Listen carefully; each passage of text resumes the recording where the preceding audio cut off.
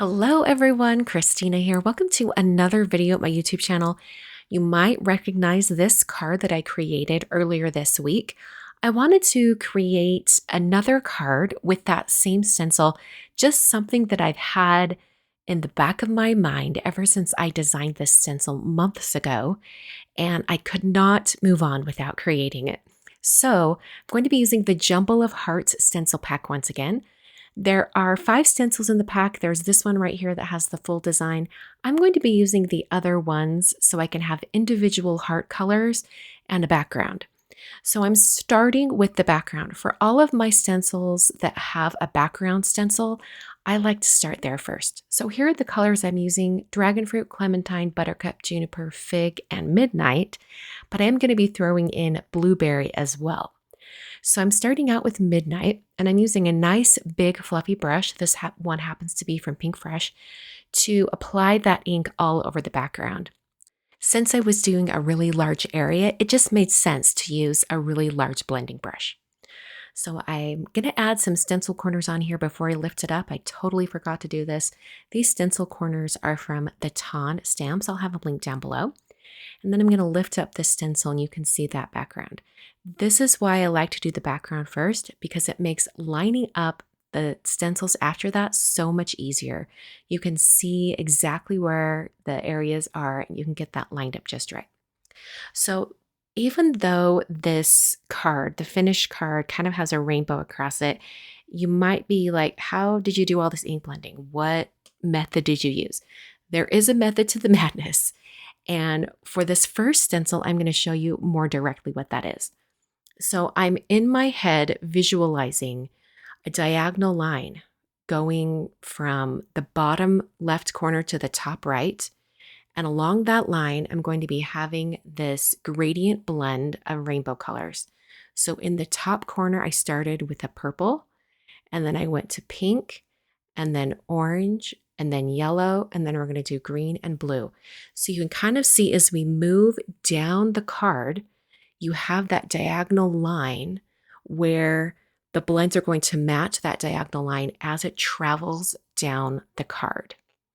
I'm going to be visualizing that same line, the diagonal line, that's going to inform what colors I use on each one of these hearts. So for the next 2 stencils, I'm going to have that same method in the back of my mind, but I am going to change up the direction of the blends for each one of the hearts. So for this one right here, on the line, it would mostly be Dragonfruit and Clementine, but you'll notice that I tilted the blend so that I have the Clementine on the left and the Dragonfruit on the right, instead of having it match that same diagonal line that I used previously. For this large heart, I did the same thing. I had the blend a little bit more horizontal, and I have the Dragonfruit kind of at the top of the heart, Clementine, and then Buttercup.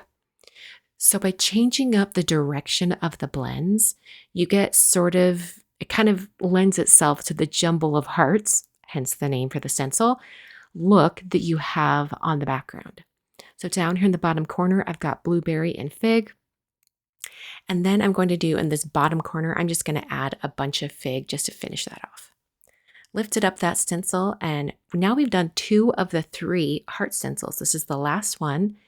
And like I did on the previous stencil, I'm going to change up how each section of the stencil, so the hearts and these little circles, how they have each of the colors in them. So I really love this one over here on the side. We've got Buttercup at the top, and then I'm going to put Juniper at the bottom.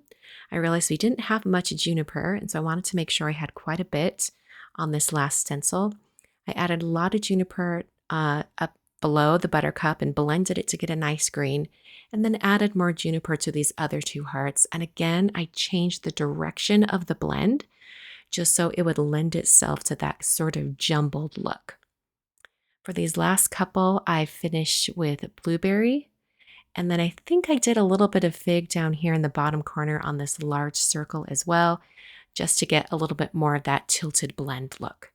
So I'm going to wipe off my stencil before I pull it up, and that just helps the cleanup process if you get a lot of that ink off first and then clean the stencil really well with rubbing alcohol. So I'm going to lift up this stencil and it reveals the entire rainbow pattern. And I was very pleased with this. Like I said, I had it in the back of my head for a long time and I was like, I wonder what it would look like. I wonder if I could do it this way. And I love how that turned out. And because I loved it so much, I didn't want to cover it up with a large greeting. So I broke out my Love Joy Peace dies from, gosh, it was my very first release with Concord and Ninth. It's technically more geared toward a holiday, love, peace, joy, or whatever, for Christmas. But love here works great for a Valentine's Day card. So I cut out the larger rectangle out of vellum and then the word in the frame out of gold. And then I wanted to have that popped up off of the surface of the card.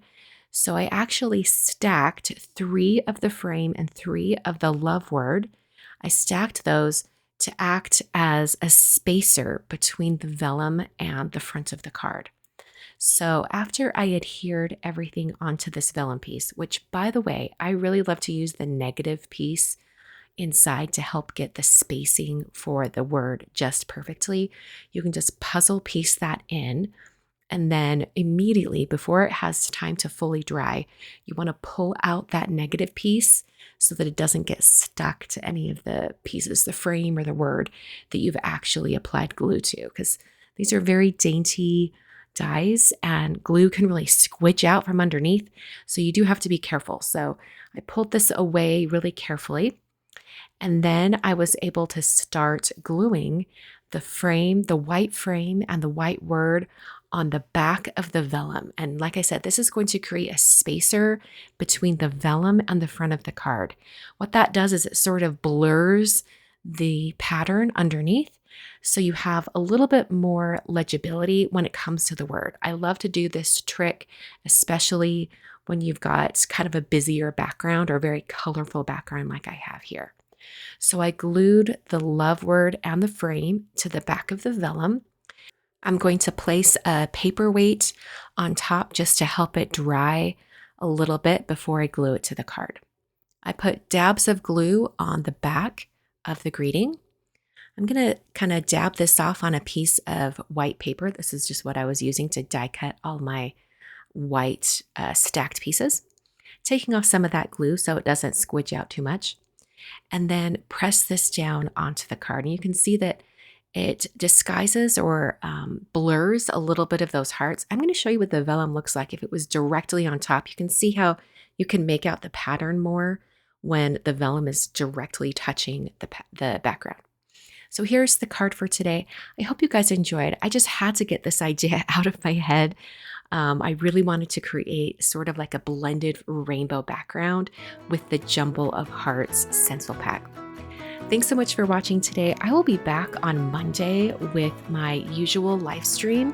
You can join me at 6 p.m. Mountain Time, and we will be creating something new and exciting. Thanks for joining me today, and I'll catch you guys next time.